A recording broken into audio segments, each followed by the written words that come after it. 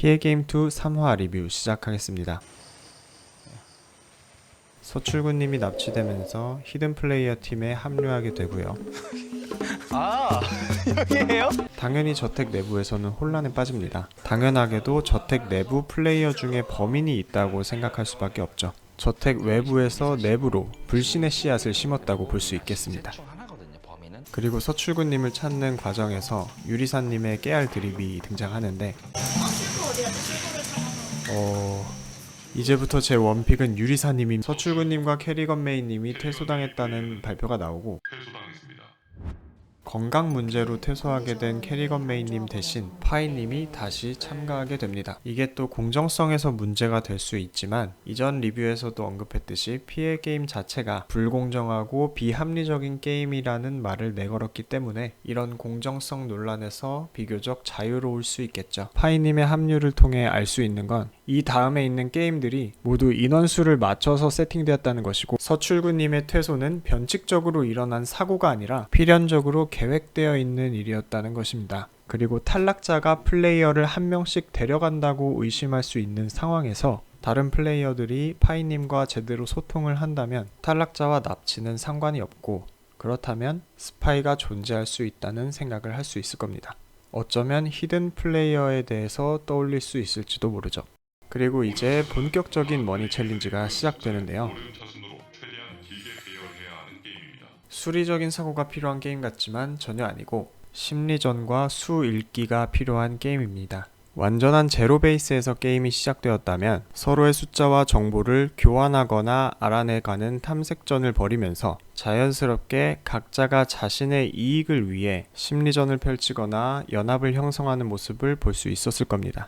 문제는 이미 유리사님을 견제하려는 여론이 지배적이었고 게임이 시작하기도 전에 이미 연합이 형성되었다는 것인데요. 유리사님은 여유로운 모습을 보였지만 사실 이 상황에서 7인 연합을 이길 방법은 없습니다. 이 게임은 다수가 한 명만 작정하고 견제하기는 너무 쉬운 게임입니다. 숫자 3개를 연달아 적게 한 뒤 막혀있는 가운데 숫자를 다시 한번 제시하면 오름차순을 완성할 수 없게 됩니다. 물론 이걸 예측해서 미리 한 칸을 띄워놓을 수는 있겠죠. 하지만 정보가 없는 한 명은 다시 제시할 그 숫자가 무엇인지 모르기 때문에 한 칸을 띄워놓는 것 또한 도박일 수밖에 없습니다. 한 번만 선택을 잘못하더라도 오름차순이 망가질 수 있겠죠. 반면 다수연합 측에서는 리스크를 감수하지 않으면서도 다지선다의 심리전을 계속 걸 수 있습니다. 이 모든 변수와 심리전을 다 꿰뚫어버리고 슈퍼플레이를 해서 오름차순을 완성한다 해도 할 수 있는 최선은 공동 우승뿐이고 다수연합 쪽의 점수를 무너뜨리는 건 불가능합니다. 그마저도 7명이 연합이란 걸 파악하고 자신의 정보는 숨겼을 때나 가능한 것이죠. 하지만 하승진님의 이중 스파이까지 더해지며 7인 연합이 완전히 통제하는 게임이 됩니다.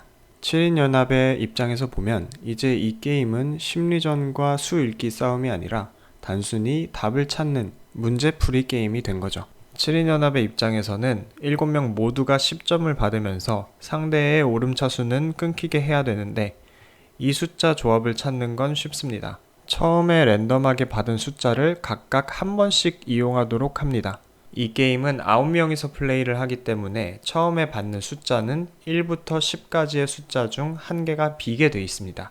바로 그 비어있는 숫자를 2번 부를 숫자로 정하면 처음에 입력한 숫자와 겹치지 않으면서 편하게 칸을 채워나갈 수가 있습니다. 만약 그 숫자가 1이나 10이고 우리 팀에 2와 9가 있어서 2번씩 부르는 게 문제가 된다면 상대편이 가지고 있는 숫자 중에서 부르면 됩니다. 이런 상황에서 유리사님이 숫자 5를 부르는데 1을 부를 거라고 예상했던 것과는 달라서 모두가 당황을 하는 모습을 보입니다. 그런데 이 판단이 엄청나게 변칙적인 플레이냐 하면 그렇다고 볼 수도 없고 1을 부르는 게 굉장히 합리적인 판단이냐 라고 보면 그렇지도 않습니다. 지금 상황에서는 유리사님이 공격당하는 건 막을 수가 없고 그렇다면 다인연합 쪽에서 조금이라도 실수가 나올 수 있도록 변수를 만드는 게 조금 더 합리적인 판단이라고 볼 수 있겠죠. 이게 리스크가 큰 플레이라고 하는데 사실 7인 연합이 게임을 장악한 상황에서 리스크를 논하는 것 자체가 의미가 없습니다. 확실한 패배보다는 작은 변수라도 만드는 걸 택하는 거죠. 당연하게도 다수 연합이 이기게 되죠.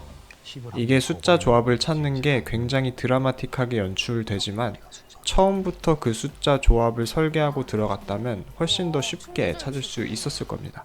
그랬다면 팀원들이 실수로 숫자를 잘못 기입하는 확률도 훨씬 적었겠죠. 그렇게 1라운드가 끝나게 되고 이제 바로 그 전략이 나오게 됩니다. 치면서 이제 좀 몰아가보자. 이제 유리사님이 판도라 상자를 열어서 마음대로 플레이어를 방출시킬 수 있는 것처럼 거짓말을 하는데 사실 조금만 차분하게 생각을 해본다면 판도라의 상자가 열리지 않았고 열 수도 없는 상황이라는 게 이미 공지가 되었기 때문에 이게 거짓말이라는 건 쉽게 알아차릴 수가 있습니다. 실제로 알아차린 플레이어도 있었을 거고요. 그럼에도 불구하고 이게 어느 정도 먹힐 수 있었던 이유는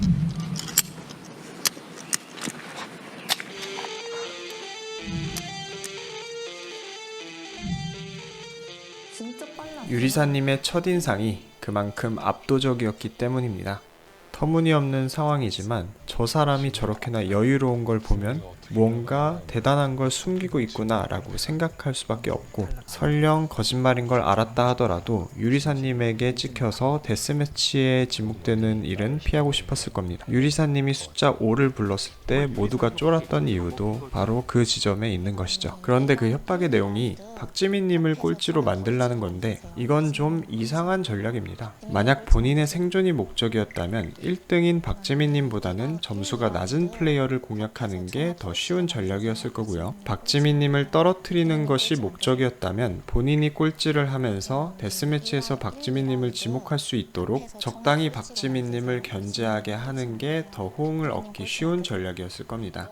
유리사님은 그냥 이 상황 자체를 즐기는 겁니다. 당장 꼴찌를 피하고 어떻게든 살아남아서 하루라도 더 버티려는 마음이 아니라 지금 하고 있는 게임에서 상대방을 어떻게든 찍어 누르고 싶은 겁니다. 게임에 임하는 마음가짐 자체가 다르기 때문에 다른 플레이어들이 더더욱 공포를 느낄 수밖에 없는 거죠. 결국 이 괴상한 전략은 괴상한 결과로 끝나게 됩니다. 처음부터 넉스님을 중심으로 판이 완전히 짜여졌기 때문에 다른 어떤 전략이 들어올 틈이 없었죠. 결국 유리사님과 박지민님이 데스매치를 하게 됩니다. 칩을 넣으면 색깔이 바뀌는 지뢰가 숨겨진 게임판에서 자신의 색깔집으로 먼저 4목을 만들어야 하는 게임입니다.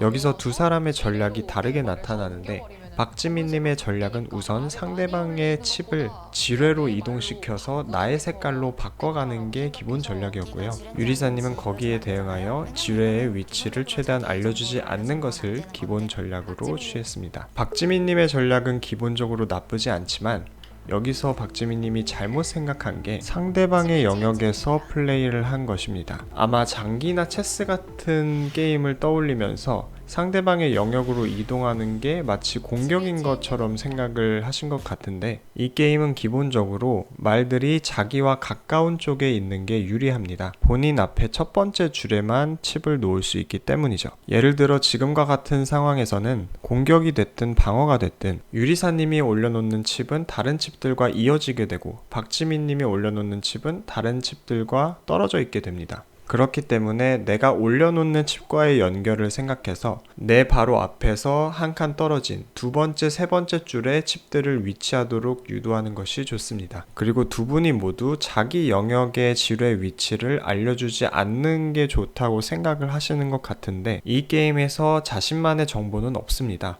지뢰의 위치는 두 플레이어가 동등하게 알게 되고 내 영역 쪽에 있는 지뢰는 오히려 내가 더 많이 활용할 확률이 높기 때문에 오히려 내 영역의 지뢰를 적극적으로 발견하는 플레이가 더 좋은 플레이라고 할 수 있습니다. 진영의 세팅이 잘못되었기 때문에 박지민님이 계속해서 불리한 상태로 게임을 이어나갈 수밖에 없는 거죠.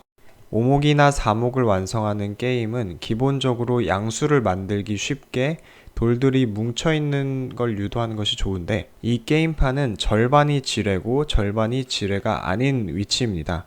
그렇기 때문에 지뢰가 뭉쳐있는 곳을 찾아서 그 위치에 내 칩의 색깔이 뭉쳐있을 수 있도록 만든다면 상대방이 그 배치를 무너뜨리는 게 까다로워질 겁니다. 이 상황에서 박지민님이 했어야 하는 플레이는 흰색 칩을 계속해서 내 영역으로 끌고 오면서 지뢰를 개봉하고 두 번째, 세 번째 줄에 검은색 돌들이 뭉쳐있을 수 있도록 유도하는 것입니다.